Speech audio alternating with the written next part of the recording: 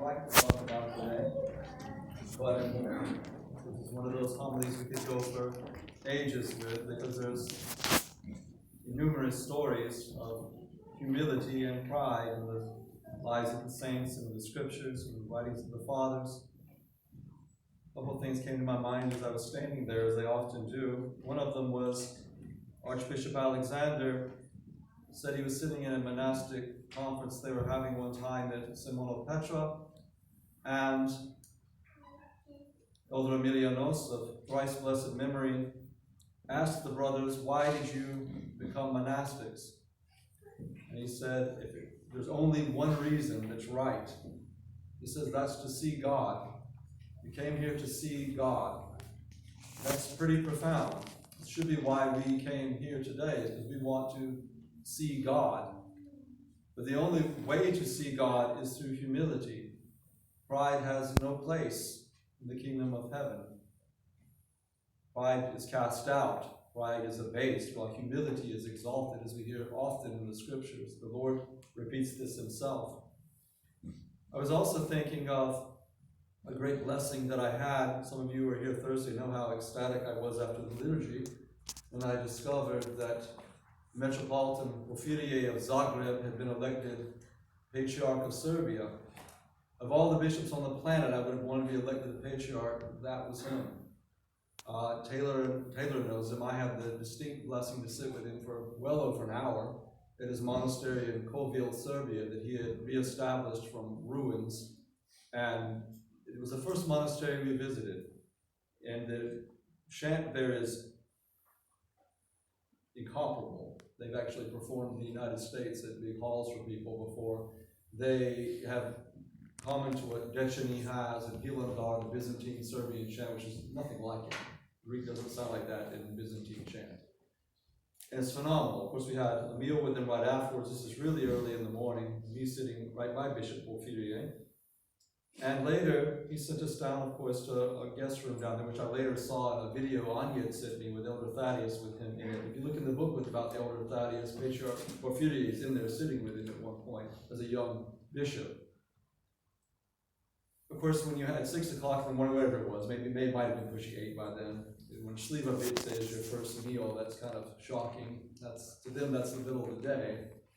And then they come outside to a porch he had, and Bishop Porphyry came to sit with us, as did the abbot at the time, the hieromonk Hezekiah, who is now the bishop there. He's about 6'9". If you see a Serbian video, you'll see him. He can't be missed. And both very humble. Bishop Porphyry speaks many languages, but he was very fluent in English as well, so it was no problem to talk with him. And he spoke well for hours. He wanted to know about our church life here, particularly this parish, and what that was like.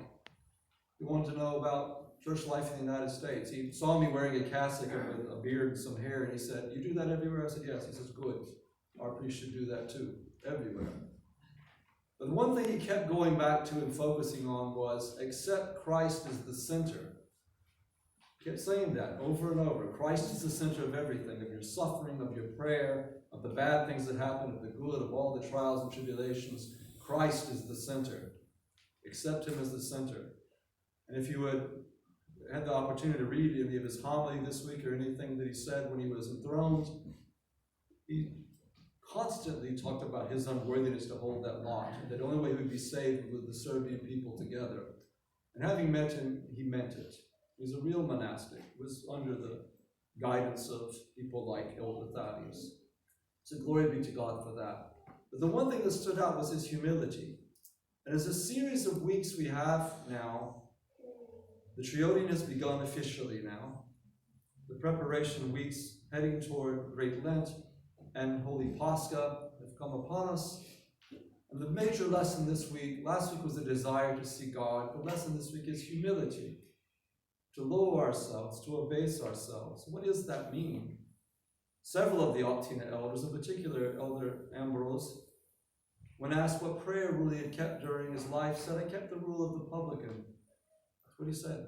"God be merciful to me, a sinner." And by the way, in Greek, that's a little more blunt. It's the sinner, as it often is. It rarely is a sinner in Greek. It's the sinner. Because we don't look about being a group of sinners, only me.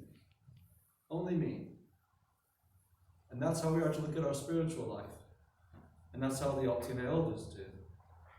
There was an archimandrite from Optina Monastery, Leonid Kavelin, who ended up being the abbot of St. Sergius Holy Trinity Lavra, who was the disciple of Elder Makari. And one time he was appointed as the sort of liaison to their mission in Jerusalem. On his way back from there, after some time, he traveled through Mount Athos. And he noticed this one monk being humiliated and berated frequently, and he was awed by his endurance, the humility he thought he had. So he goes to him and says, "Father, how do you endure these things?" He said, "These people aren't worth paying attention to, or are these people worth paying attention to? They are dogs and not people." He was horrified and said to himself, "God save me from demonic endurance and humility," because it's not. Later on, he saw another monk doing the same thing, and he said, "Father, how are you able to endure these insults?" And he said, "I live as an ox. Because of my sins, I am not even as good as a beast. I'm not worthy to be called a man." He said, "Therefore, as an ox, I bear everything that is piled upon me." He felt this man had found the way to salvation. There's a similar passage now with Dorotheus of Gaza. It's a little convoluted the way it's come out in English. There's several translations that try to do it justice, but that one made the message very clearly. We are to be humbled in all things that we do. It is the only way to salvation. We have no right to judge any other person on this earth. That is not because we can't say something is wrong. There are actions that are wrong. Slaughtering masses of people is wrong. Abortion is wrong. Certain immoral acts are definitely wrong. And we can say that. Indeed, we should say that if we love those people. But to condemn them as individuals and for who they are is another thing altogether. Because what we do is we lose sight of who we are.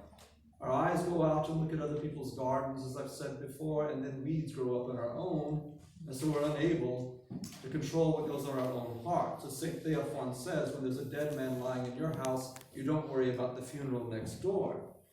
We need to be worried about the one that we have. And there is a funeral going on in our souls, that death of sin that we are experiencing. So we must do everything we can to focus on ourselves. In this passage today, this brief parable, but extraordinarily powerful, is shocking. Here's this Pharisee, the man who's supposed to be the Holy One, the man who's supposed to be the priest, like me. And what does he do? He goes in the temple, and he starts with, "God, I thank thee that I am not like other men." His prayer was gone right then. There was no point in continuing, because he had ruined it. It was absolute pride. I'm not unjust, not an extortioner, not an adulterer. Those are good things. Thank God that he wasn't. We shouldn't be those things either. And he says that I fast twice in the week. We should do that too. The canon last time makes it clear. We should do the things that he did that were good, but flee from his pride, as the Kontakians said today. We should give alms, but not by showing everyone in the world that we're doing it and making a big production of it. You know, this week we don't fast, one of the few weeks in the year, making a point of that. I remember one time I knew about an Athonite practice where they actually did keep some fast this week based on an old rule. And I asked my spiritual father at the time, who was Bishop Alexis, about that, and he goes, as he would often do, will I be able to say that I keep the fast 3 days in a week instead of 2, like the Athonites do? But most of the monasteries actually keep to what we do. They don't fast this week. Again, a reminder that is not a license to sin and gluttony, just because we're not fasting this week. By any means, the church does not ever bless that. But we must humble ourselves, like the other man. Not pointing out this guy that is, I'm not like him, I'm not like these other people.